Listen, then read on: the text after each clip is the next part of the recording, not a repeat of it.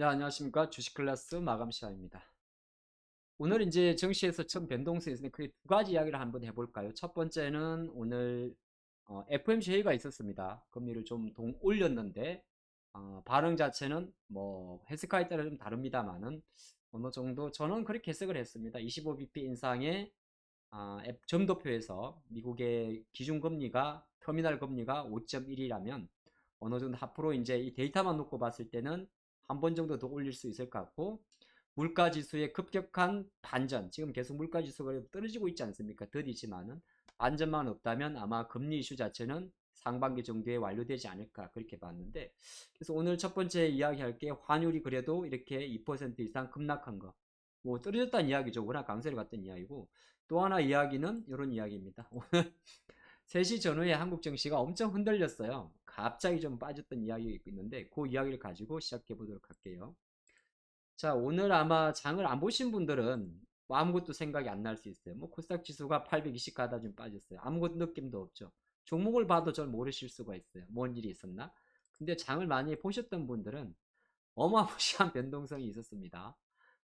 이 코스닥 파란선이 코스닥 지수인데 갑자기 3시 전후에 떨어졌다가 뭐 이렇게 올라왔으니까, 쉽게 말해서 이 코스닥 지수를 만약에 분봉으로 보신다면 뭐 어마무시게 했던 거죠. 무슨 개별주도 아니고 지수가 이렇게 움직였단 말은 특정 종목에 좀 변동성이 좀 있었어요. 그 종목이 바로 여러분들이 잘 아는 지금 코스닥 시가총액 1위 종목입니다. 주가는 종가만 보면 아무런 뭐 고요했나 이렇게 볼 수 있어요. 네, 바로 이 에코프로라는 친구인데, 이 친구 주가만 보면 아무것도 없어요. 근데 장중 변동성을 보면 플러스 9.38%가 마이너스 10%까지 갔다가 다시 제자리니까 얼마나 흔들어 됐습니까? 약간 시장에서는 뭐 여러 가지 좀 이슈가 좀 있긴 있었어요. 어떤 유형이냐면, 자, 지금 시장을 어떻게 좀 해석을 해보냐면, 코스피 쪽은 뭐 그냥 자연스럽게 마감을 했는데, 코스닥 쪽을 보게 되면, 그런 이야기 많이 들었을 겁니다. 물론 펀더멘탈도 있고, 그쵸? 모멘텀도 있고, 배터리도, 로봇도, AI도, 뭐 실적도 좋고, 기술력도 좋고, 다 좋습니다. 근데 결과론적으로는 우리가 수급 분석할 때 그런 이야기를 많이 했잖아요. 뭐 공매도 세력들이 계속 손절을 당했다. 연끌을 했다. 예. 그리고 또 우리가 말하는 약간 슈퍼개미라고 이야기해야 될까요? 슈퍼개미들이 집중적으로 특정 종목이나 섹터에 베팅을 했다.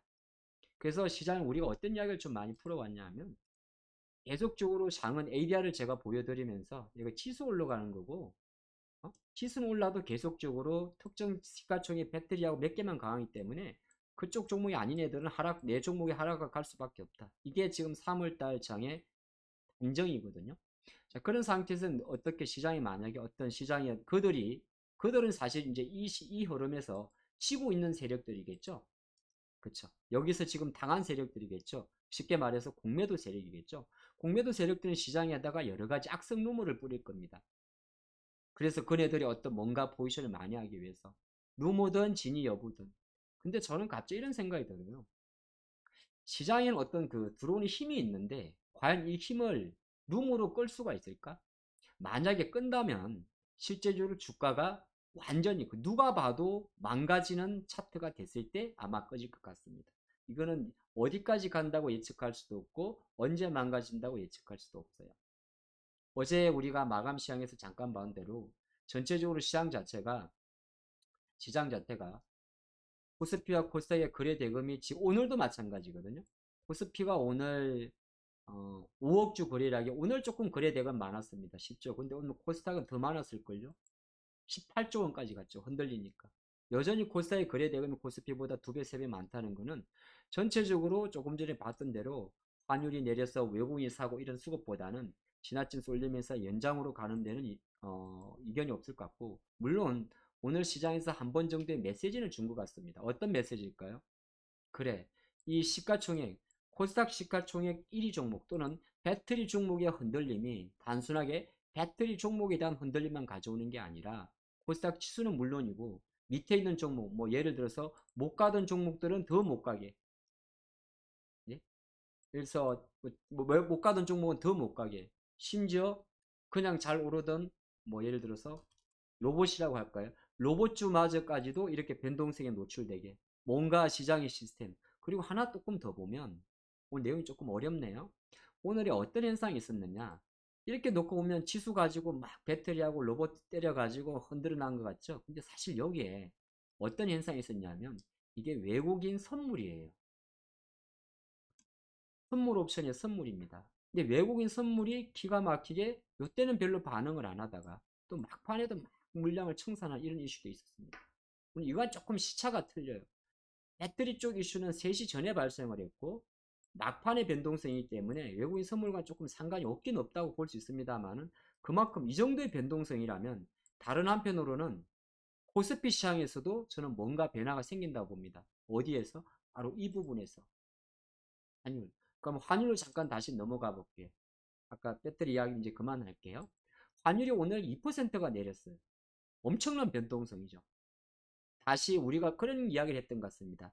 2월 이후 환율이 찔끔찔끔 올라왔어요. 달러가 강하면서 미국이 또 뭐 우리 SBB 터지기 전에 뭐 또 50bp 올리는 거 아니냐. 그러다가 이제 FOMC에서 25 딱 올리니까 환율이 슬금슬금 하다가 다시 내려왔습니다. 그럼 여기에 되게 되면 아시겠지만 유가도 이제 좀 올라갈 거고 환율이 내려갔으니까 오늘 시장이 보시다시피 아주 미약하나마 그래도 환율 하면 제일 먼저 움직이는 게 뭐냐 하면 그런 것들이에요. 예를 들어서 지니어 같은 항공주들입니다. 항공주가 보정비가 많기 때문에 가장 환율에 대한 익스포저가 커요. 그리고 환율이 강세를 보이면서 유가가 반등할 경우에 움직일 수 있는 첫 번째 섹터가 원자재를 수입해서 가공 생산은 없죠. 없죠. 조금 흔들렸습니다만 기관들이 어느 정도 이렇게 화학업종처럼 이렇게 매수를 한다는 것은 어느 정도 예, 모양새가 조금 만들어진다는 거죠. 그래서 저는 오늘 이 환율이 좀 하락한 걸 보면서 환율 차트가 조금 안 나왔었네요. 어느 정도 이제 외국인에 대한 수급을 조금 기대해 볼까? 자, 그런 관점인데 오늘 정말 별건 아닌 것 같아도 외국인들이 그래도 오랜만에 이렇게 이틀 연속 2천억에 매수를 해줬어요. 코스피 쪽은 외국인으로 보셔도 상관없어요. 물론 2천억 중에서 거의 많은 부분이 아마 삼성전자에 있을 겁니다. 네. 외국인들이 오늘 코스피에 산 금액이 삼성전자 전체 2천억인데 2,500억이 삼성전자. 그러면 다른 거 뭔가 팔았다는 건데 이 주식 클래스 마감해서 이제 투자 팁을 드리면 어제도 조금 반복인데 외국인 매수가 한 2천억에서 3천억 이상 들어오면 그때부터는 코스피에서 외국인이 매수하는 종목을 보셔야 됩니다. 근데 이렇게 삼성전자 금액이 전체 매수 금액에 뭐 넘거나 거의 60% 70% 육박하게 되면 삼성전자를 보고 투자를 하시면 안 되고 안 될 건 아닌데 쉽게 말해서 그 밑에 있는 종목들 중에서 외국인 매수 중에서 조금 앞으로 좋아질 기업이나 특징적인 종목들을 좀 보시는 게 좋을 것 같습니다. 지금 보면 어떤 종목들이 조금 보이냐 하면 포스케미칼도 조금 그런 결이 좀 있고요. 약간 배터리한 결이 있으니까 이거는 LG 에너지 솔루션과 좀 같이 봐야 될 것 같고 SDI도 어느 정도 쉬었다가 다시 자리를 잡고 LG화학도 잡고 현대차도 조금 들어오네요. 그리고 호텔신라도 조금 들어왔고 모비스도 조금 들어왔죠. 그러니까 이런 쪽으로 조금 이제 결피셔가지고 여러분들이 뭐 이제 외국인 매수가 다시 좀 현대차 쪽으로 들어오는지 아니나 다를까 이게 연속성이 좀 이어진다면 이렇게 쭉 그러면 현대차 같은 경우는 추가적인 상승을 논해 본다든지 그리고 자동차니까 당연히 모비스는 또 한번 외국인 매수 도비도 똑같아요. 그렇죠. 오늘 움직이도 호텔신라도 마찬가지. 호텔신라 같은 경우도 이건 제가 말씀드릴까? 뭐 끝을 내야 되는구나. 호텔신라는 환율과 엄청나게 높은 상관관계를 갖고 있습니다.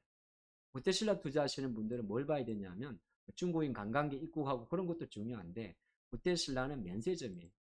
원화가 약하면 면세점의 상대적인 매력도가 떨어지죠. 이거 아마 제가 주식 클래스 그 호텔신라 분석에 보면 있습니다. 그래서 호텔신라가 지난해 3, 4분기 적자 찍을 때 환율이 높았어 버린 거예요. 근데 그래서 거꾸로 환율이 내려가게 되면 환율 내려갔으면 뭐 이행을 많이 가네 그거는 별개예요. 오히려 호텔신라는 원화가 강세일 때 상대적으로 수혜가 됩니다. 그래서 오늘 호텔신라 쪽으로 들어오는 외국인 수급들도 상당히 고무적이군요. 그럼 이제 조금씩이나마 제가 특정 종목을 좀 보긴 봤습니다만은 이제 오늘의 결은 바로 이거예요. 이제 환율이 내려갔으니까 환율 관련해서 내가 조금 뭔가 수혜를 보는 종목들을 한번 생각해 보는 건 어떨까? 이렇게 마치도록 하겠습니다. 내일도 성수입니다.